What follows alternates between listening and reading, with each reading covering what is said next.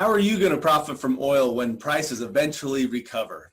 Hey there, Jeff with Epic Trust Investment Advisors, and I'm excited to be able to bring to you today our Money Monday video. But first, don't forget to subscribe to our channel so you can get these weekly update videos that are all about the market and what you can do to better your financial situation. So let's start with a quick history lesson before we dive into how you can play and profit from the oil crash and the recovery of the oil market.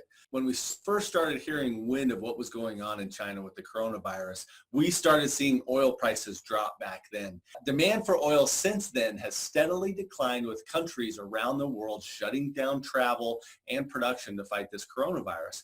On March 8th, following a failed OPEC Plus meeting in an attempt to stabilize oil prices, Saudi Arabia initiated a price war with Russia and by default also the United States by dropping the price of their oil by more than $6 a barrel and increasing their production from about 9.7 million barrels per day to 12.3 million barrels per day. They were flooding the market with oil, and this is a classic economics 101 competitive analysis move. So the biggest player in the market, typically when there's starting to be pressure on price or there's extreme competition in the marketplace, the biggest producer in the market or the biggest player in the market who has pricing authority, they can drop their prices and flood the market with supply. And what that does is it washes out all the other players till eventually those other players either have to drop supply, get out of the business, or they have to submit to the demands of the big guy. That's exactly what happened here between Saudi Arabia and Russia. And Russia didn't want to cut production and walk away from the money that they were getting from selling their oil, and neither did Saudi Arabia. So fast forward to April 9th, OPEC and Russia finally agreed to end the price war and reduce production by a historic 10 million barrels per day. But by now, we've had a full month of increased supply, more than we had in February, the month before the big shutdown started. And while at the same time, we saw a steady decrease in demand during the economic shutdowns. And so this is a double whammy. We have oversupply of oil and dramatically lower demand for that commodity. And that is just a recipe for disaster as far as prices go. And that could be for any business or commodity out there. At the end of the day, we cannot support prices for oil at this level. And we also can't support the amount of supply at this level because we just have nowhere to put it at this point. And so what we're going to end up seeing is we're going to end up seeing producers both here in the United States and in Russia and in Saudi Arabia and all over the rest of the world are going to have to lower their production and turn off their wells. And this is something that they don't want to do for a lot of reasons. One, because it's expensive to turn a well off, and they're worried about the recovery cost of turning it back on. Nobody wants to turn off their supply, but everybody needs to. And that is the biggest issue that we're facing right now. So where do we go from here? How do we profit from this big oil issue that's out there? There's really three ways I'm going to tell you about today.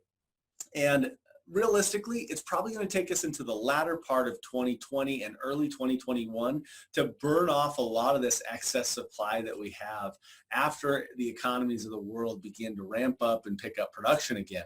And so it's going to take some time for oil to recover. I wouldn't expect an investment in oil today to make a huge recovery and a big run up anytime soon, but it very well could. And so for you more aggressive type, and I'm actually a little bit more on the aggressive side for oil, I do like this commodity right now because it's at historic lows.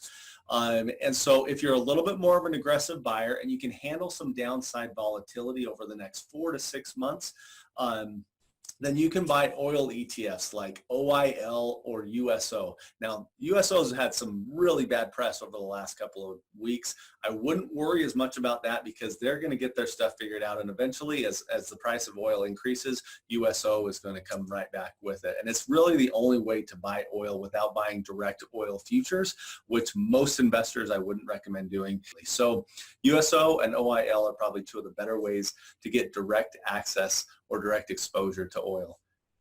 Now, if you're a little less aggressive and you don't want to own oil directly and you're willing to take on some company risk, meaning operational risk from a company potentially going under because they don't have enough revenue to operate, then you can buy individual companies rather than buying directly into one of these oil stocks. And it may make sense, and for most people it probably makes sense to buy some of both.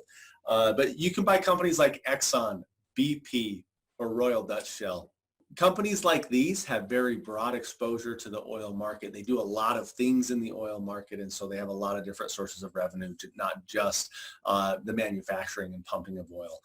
Another way to play them is using the midstream companies, the transportation companies that move this oil. So BP Midstream, Oasis Midstream, Rattler Midstream, and Enable Midstream are a couple out there. I am not recommending any of these companies, by the way. I'm just giving you examples of some of the things that you could look for, because I can't give you personalized investment advice on a video like this. But those are some of the things that I would be looking for and that you could be looking for if you want to profit from oil. However, if you're a lot more conservative and you don't necessarily want to take the short-term risk on prices or the operational risk on these companies, then you just got to wait it out. Oil is an incredible opportunity right now. It is a great investment long-term, but if you don't want to take the risk on the short end today to get a 1 or 2 or 300% return over the next year or two, then don't. It's okay if you don't. If you get a 40 or 50% return because you bought in September